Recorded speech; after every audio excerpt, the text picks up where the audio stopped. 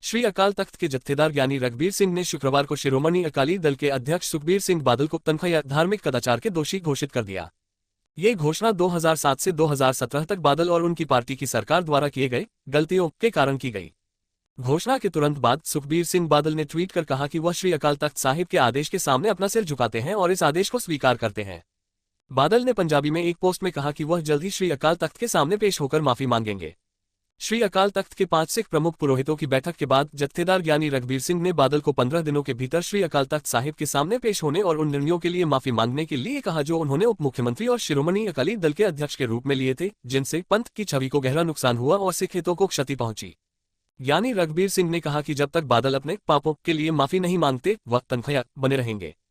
उन्होंने ये भी कहा कि 2007-17 के दौरान अकाली सरकार में मंत्री रहे सिख समुदाय के सदस्य भी श्री अकाल तख्त पर व्यक्तिगत रूप से पेश हों और 15 दिनों के भीतर अपनी लिखित स्पष्टीकरण प्रस्तुत करें। हालांकि जत्थेदार ने बादल द्वारा की गई गलतियों का विवरण नहीं दिया, लेकिन 2015 में फरीदकोट में गुरु ग्रंथ साहिब की वीर प्रतिलिपि की चोरी, हस्तलिखित अपवित्र पोस्टरों का लगना और पवित्र पुस्तक के फटे पन्नों का बिखरे हुए मिलने जैसी घटनाएं शिरोमणि अकाली दल के शासनकाल में हुई थी। बैठक से एक दिन पहले बादल ने पार्टी के वरिष्ठ नेता बलविंदर सिंह भुंदर को कार्यकारी अध्यक्ष नियुक्त किया था। सिख धर्म के अनुसार तनख्वाह का मतलब है धार्मिक कदाचार का दोषी। इसकी घोषणा सिख पंथ की सर्वोच्च संस्था करती है।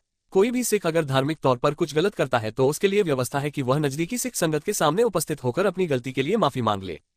तब संगत की ओर से पवित्र गुरु ग्रंथ साहिब की उपस्थिति में उसके कसूर की समीक्षा की जाएगी और फिर उसी के हिसाब से उसके लिए सजा तय की जाएगी।